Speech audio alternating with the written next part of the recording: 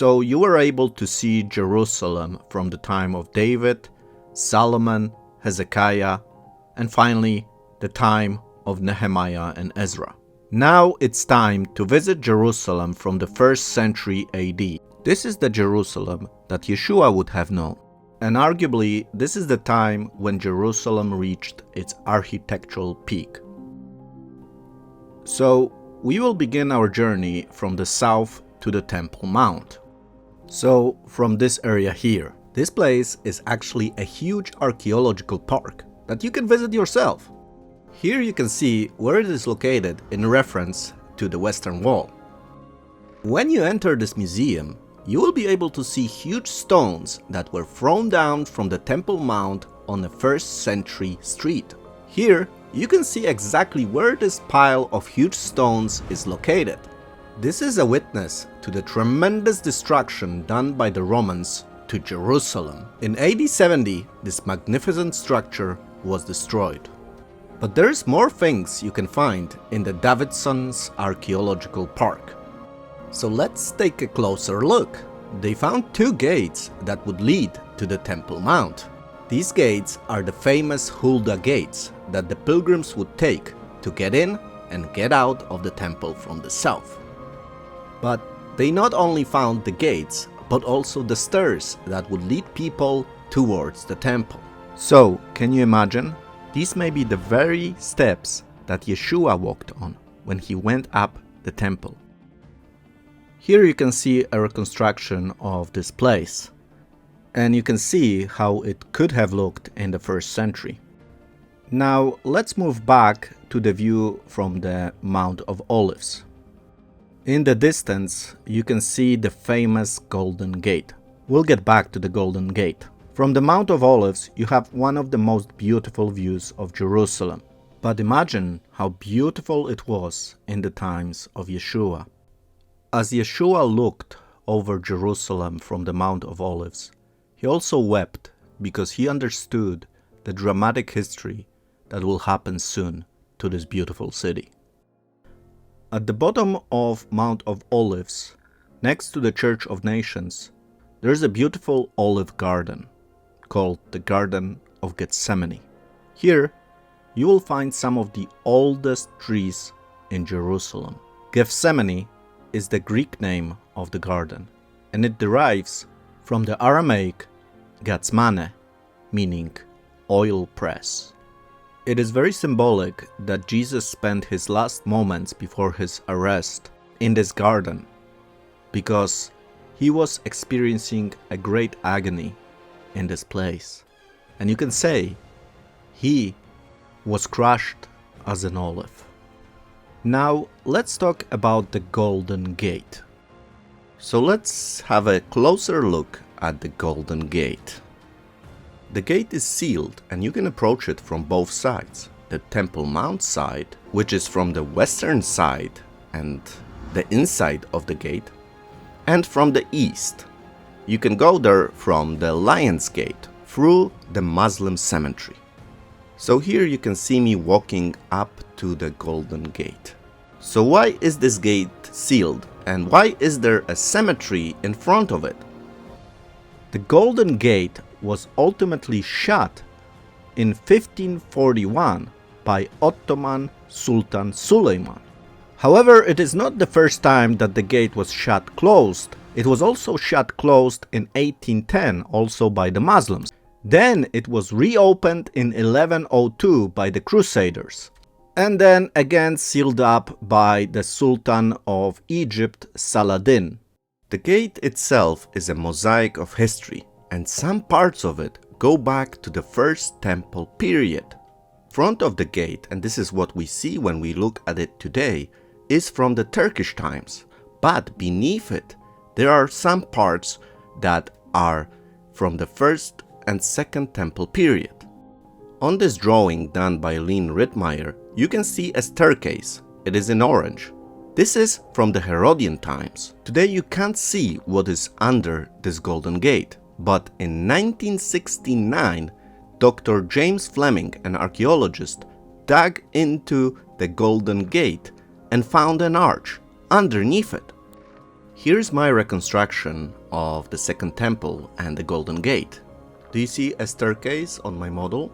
This is the staircase that Dr. James Fleming found under the modern Golden Gate.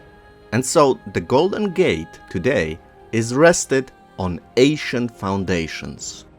But that's not all. Around the Golden Gate, we can even find parts that are even older than the Herodian staircase. Inside the Golden Gate, there are ancient beams that go back to the First Temple period. Also, around the Golden Gate, there are stones that date back to the First Temple. Amazing. Do you know what this means? This means that this gate is located where the original Golden Gate was built. Some even argue that this gate, the stones around it, date back to the original Temple of Solomon. So the gate goes way back, but it also has a very important prophetic significance. You see, the book of Ezekiel records very important information concerning the Golden Gate. The prophet records that when Israel departed from the Lord, God also departed from them, leaving Jerusalem through the eastern gate. The prophet, however, also writes that in the future, when a new temple will be built, something amazing will happen. The glory of God will return, entering through the eastern gate. And remember the river going through the Mount of Olives into the Dead Sea? This is when it's going to happen. And it's going to transform the whole region into something amazing. There will be life coming out from Jerusalem through a river that will be transforming everything to life. An amazing future, isn't it? But let's continue our journey of the ancient Jerusalem. If you go through the Lion's Gate, on your right you will see the possible location of the pools of Bethesda. So let's move from the Mount of Olives to the pools of Bethesda. Walking alongside the Lion's Gate, you need to turn right to enter the complex of the archaeological site where the pools have been found. In the Bible, this is the place where an invalid man was healed by Yeshua. Today, next to the pool is the Church of Saint Anne and also many ruins that surround the area. Although we associate the pools of Bethesda with the ministry of Yeshua in the 1st century, the pools actually have a very ancient history, going back to the reign of King Hezekiah, who builds here an ancient cistern to gather the water for the First Temple. The pools were located very close to the Temple Mount, and there was also a gate called the Sheep Gate that led directly to the temple.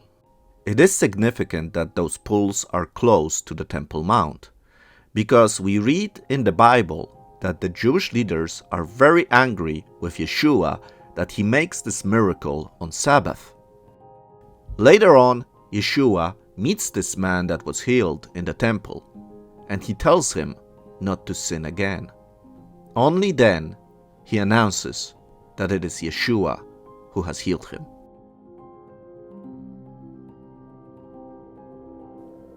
Now, let's move west to the Temple Mount to visit a very important place.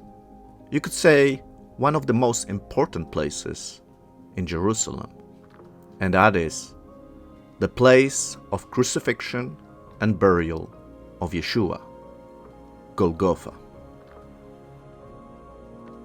If you visit Jerusalem today, what may shock you is that there are two places where potentially the crucifixion of Christ happened. One place is the Church of the Holy Sepulchre, where most Christians, particularly Roman Catholics and Eastern Orthodox, have traditionally accepted this site as the location of Golgotha. But there is also an alternative site outside the city walls and north of the Damascus Gate, called the Garden Tomb. Here on a modern map you can see where the two places are located, And here you can see where those places would be located on a 3D model of Jerusalem from the 1st century.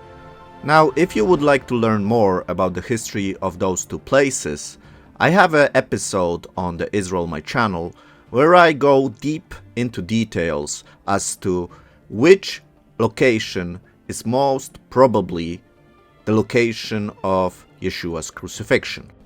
The last place we will visit today is Herod's palace. Why there? Well, because it is most likely that in Herod's palace the trial of Yeshua happened before his crucifixion and death. Now, as you can imagine, Herod, who built the great temple, created also a magnificent palace for himself. Just to give you some orientation, Herod's palace would be next to today's Tower of David. Many believe that the Tower of David is the remains of the great 3 towers that Herod built. According to Josephus, these towers stood at the northwest corner of Jerusalem and protected the city, as well as Herod's palace that was built to the immediate south. The archaeologist Hillel Geva has shown conclusively that the Herodian Tower in the Citadel Museum is the Hippicus Tower. Now, you may know that the traditional place of Yeshua trial was often located at the Antonia fortress, which is located next to today's Via della Rosa. It is more likely, however, that the Roman procurator, such as Pontius Pilate, would have chosen a more luxurious place to live and work, such as the Herod's palace. Therefore, it is more likely that the trial of Yeshua took place here and not at the Antonia fortress. Thank you for your attention. I hope this episode gives you a better understanding of the topography of Jerusalem and also how the places of the Bible could have looked. Now friends, you probably recognize that recently I've been occupied with the updates from Israel. But I also wanted to create something connected to the Bible because those are the roots of this channel, and I want to continue, as long as God allows me, to create content that is important to understanding the Bible. Thank you everybody for your support and prayers for Israel. This is very important and I'm extremely grateful for that. If you would like to support the channel, the best way to do it is through Patreon or PayPal. You will find links to both of those places in the description of this video. So, once again, thank you for watching. I wish you a peaceful week. Have a great day. Shalom.